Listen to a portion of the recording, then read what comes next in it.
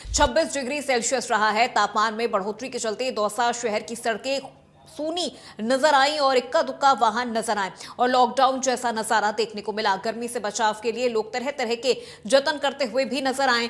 वहीं heat wave के प्रकोप से बचाव के लिए जिला प्रशासन भी अब अलर्ट मोड पर नजर आ रहा है। इसके लिए कलेक्टर देवेंद्र कुमार ने कलेक्ट्रेट परिसर में संबंधित विभागों के अधिकारियों की बैठक लेकर हीट वेव से बचाव के लिए समुचित व्यवस्था करने के निर्देश दिए हैं।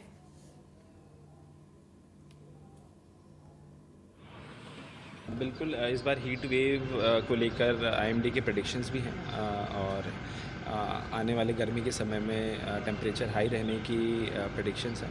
इस संबंध में प्रशासन द्वारा हमारे जो उपखंड अधिकारी हैं और हमारे जो सीएमएचओ हैं, आईसीडीएस के अधिकारी हैं, एजुकेशन के अधिकारी हैं, लेबर के अधिकारी हैं, पशुपालन के अधिकारी हैं, उनके साथ एक कॉम्प्रिहेंसिव मीटिंग की गई है और डायरेक्शंस इशू किए गए हैं। हीट वेव को एक कॉम्प्रिहेंसिवली हमें देखना है। सभी विभागों को जो हमारे जो वल्नरेबल ग्रुप्स हैं, छोटे बच्चे हो गए, स्कूल गोइंग बच्चे हो गए, हमारे जो पशु हो गए, जानवर हो गए, उनको ध्यान में रखते हुए रणनीति बनाई है।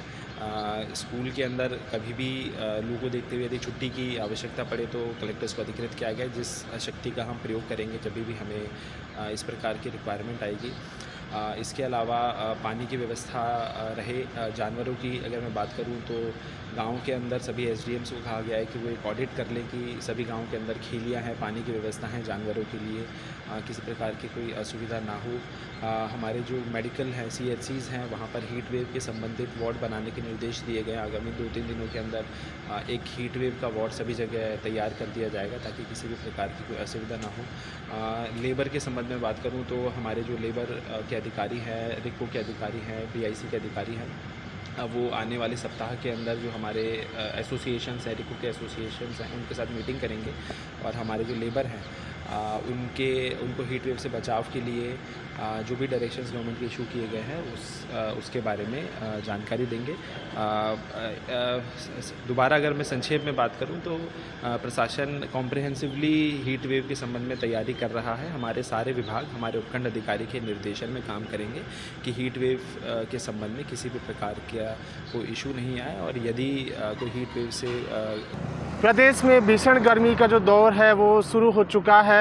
जो गर्मी है वो काफ़ी जो है परवान पर चढ़ती हुई आ रही है, परवान पर चढ़ती हुई नज़र आ रही है। हम खड़े हैं दौसा में, दौसा जिला मुख्यालय पर, जहाँ की हम बात करें तो आज का अधिकतम तापमान जो दोपहर का तापमान है 42 डिग्री तक पहुँच चुका है और इससे पूर्व बीती रात जो तापमान है वो मिनिमम तापमान 26 डिग्री सेंटीग्रेड रहा था और तापमान से बढ़ोतरी से आप देख सकते हैं कि जो सड़कें हैं वो सूनी पड़ी ही है और दुकानों पर व्यापार धंधे जो हैं वो भी प्रभावित हो रहे हैं। सड़कें सूनी पड़ी हुई है, देख सकते हैं आप किस तरह के दौसा की जो मुख्य सड़क है, ये कलेक्ट्रेट को जो जाने वाली सड़क है किस तरह से सूनी पड़ी है। इक्का दिक्का जो वाहन है वो नज़र आ रहे हैं। वहीं लू से बचाव के लिए प्रशासन की ओर से भी पुख्ता तैयारियां की जा रही है। प्रशासन अलर्ट मोड पर नज़र आ रहा है। इसको लेकर जिला कलेक्टर देवेंद्र कुमार ने जिले के अधिकारियों की बैठक ली है और संबंधित विभागों के अधिकारियों की बैठक लेकर उन्होंने लू से बचाव के लिए आवश्यक व्यवस्थाएं करने को कहा है।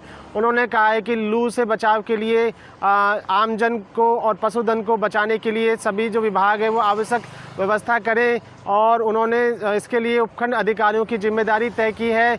उपखंड अधिकारियों को आधारभूत सुविधा, बिजली, हवा, छाया, पानी की समुचित व्यवस्था करने को सुनिश्चित करने के निर्देश उन्होंने दिए हैं और कहा है कि इन व्यवस्थाओं को सुनिश्चित करने के साथ ही वो फील्ड में जाकर विजिट करें, उन व्यवस्थाओं की जांच करें। साथ ही उन्होंने चिकित्सा विभाग के अधिकारियों को भी कहा है कि वे जाके अस्पतालों में समुचित व्यवस्था करें, अलग से वार्ड बनाए, कोई जनहानि नहीं होनी चाहिए लू के चलते अलग से वार्ड बनाएं और वहाँ पे पंखी, एसी, कूलर की व्यवस्था करें। साथ ही उन्होंने शिक्षा विभाग के अधिकारियों को भी कहा है कि गर्मी के चलते लू से जो है स्कूलों में कोई बच्चों को परेशानी नहीं होनी चाहिए, आंगनबाड़ी केंद्रों में कोई परेशानी नहीं होनी चाहिए, समुचित बिजली, हवा, पानी की जो है व्यवस्था की जाए। इस तरह से उन्होंने